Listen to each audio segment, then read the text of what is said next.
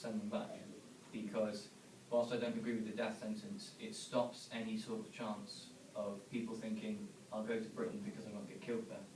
Because if they know that if they then commit a crime here, they will just get sent back to the country where they came from, it will stop them coming in the first place.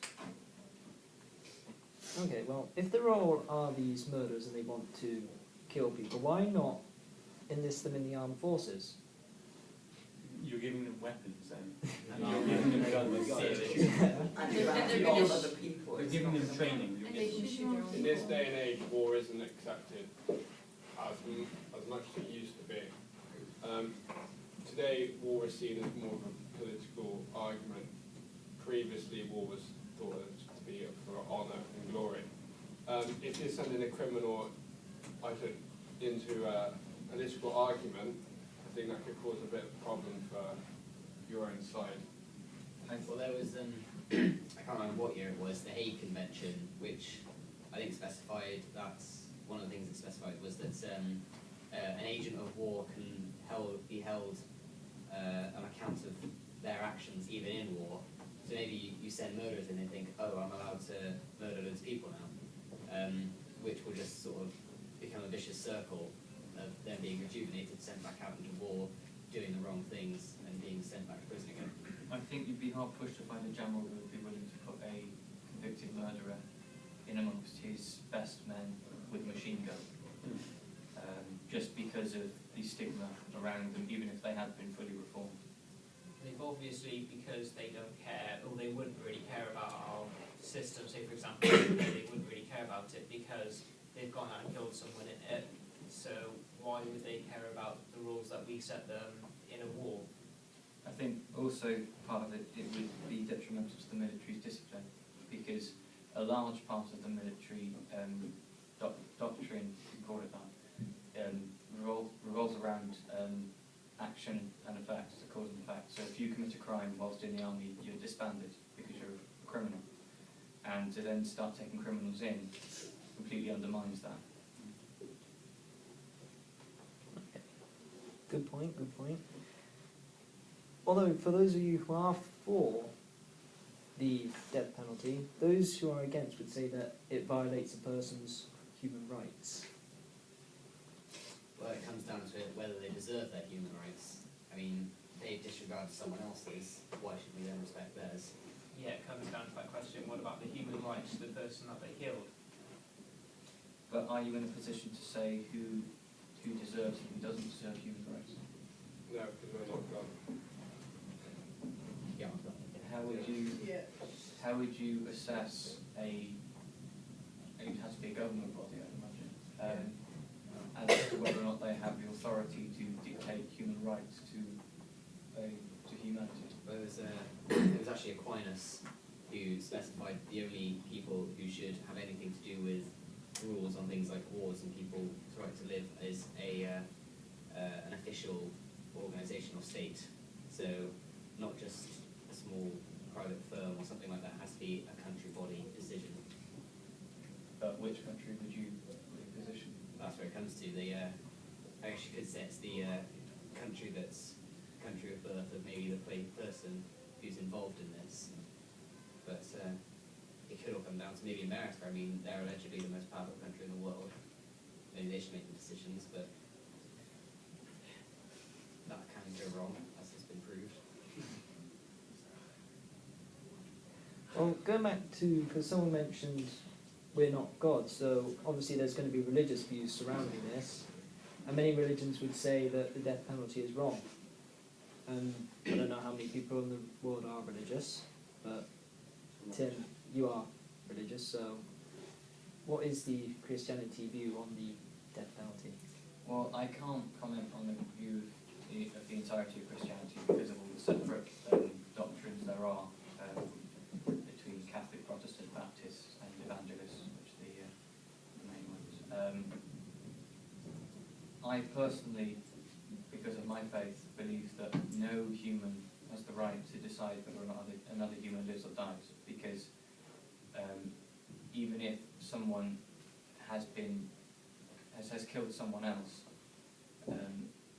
it would then require the official of the government body, so a person decide whether or not they should be killed. And if God has given us life, who are we to then say that someone isn't worthy to have it, to have what we've been given? I think you'd be going against many teachings if you decided to kill people. Well, you can say that, but you say that maybe God is supposed to be omnibenevolent, so we shouldn't kill his kind. Yet there are many passages in, especially the Old Testament, one in particular, a story of a man who was teased for being bold, so God sent bears down to murder an entire village of people. I think there is a very distinct line that you have to draw between the New and the Old Testament. Before the New Testament and Jesus, God was effectively a God of purity and honour, and a sacrifice had to be made for every sin that was committed. This was shown mainly in the Jewish sacrificing of the best of the livestock every week or month. After the death of Jesus, his sacrifice paid all of ours. So the bond of responsibility was broken between humanity and God, and humanity was no longer tied to their sin till death, and it therefore allowed God to become ever more omnibenevolent, because he no longer had to exact punishment on humanity for their sins, because they've already been accounted for. That's the theory, that God has to remain at an epistemic distance, which means he has to remain far away so that he cannot interfere with how we act. I think, I personally believe it's more a case of God not being able to look upon sin unless it has been accounted for, and the punishment for sin is death. Now, before the death of Jesus, we were doomed to die if we sinned. Now, the death of Jesus is paid for our sin because he was blameless, and he took our sin upon him. And it therefore means that our death is no longer permanent, hence my belief in the afterlife. But it means that there is no longer the sort of hardline connection to someone's committing a crime, therefore sinning and deserving to die. But then again, like you said in the New Testament, God, it's not all for an eye for an eye. However, there are still some passages in the New Testament which support this through. One from Romans 13:4, the magistrate who holds authority does not bear the sword in vain, for he is a servant of God to execute his wrath on the wrongdoer. Yes, I think that part of the problem that we have here is that the Bible was written not only as a direct book, but also as a guideline for life, and there is a lot of symbolism involved in the Bible. I'm not entirely sure of the context of that book. I'm not very well versed in Romans, but I feel that from what I've heard of that verse, it's more a symbolic reference to the justice system of God rather than the justice system of humanity. Okay. But then again, there is Islam, who is for the death penalty, and they are a religious group, and therefore even for homosexuality.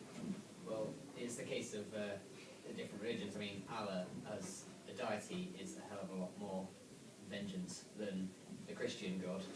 So it's just basically the difference in the culture and the area of which the religion exists in.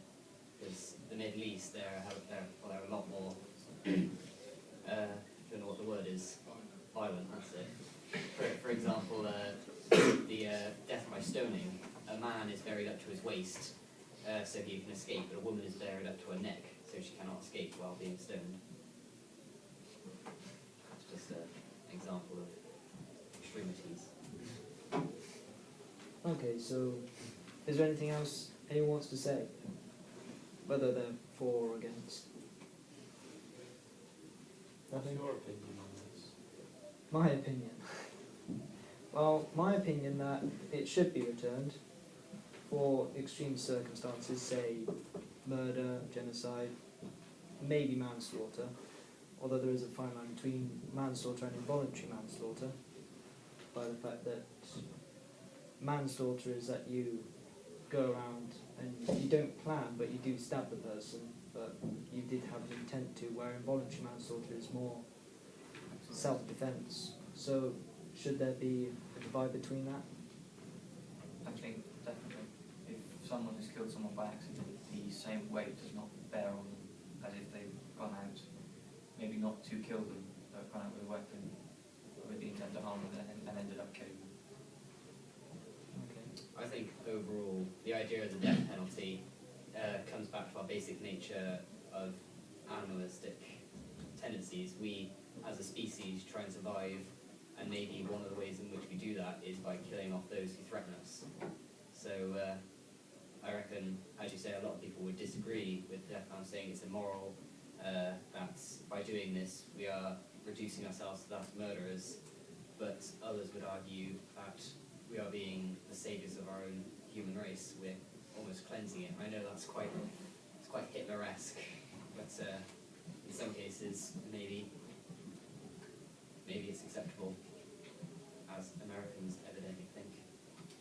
I think the challenge I would put to anyone who is for the death penalty is, if you personally were the one who had to shoot the criminal who'd been convicted and had to clear up the body and bury it, would you still be willing to do it? Yeah. The argument against that is, if someone were to kill someone you were really close to, like a family member, would you be more willing for them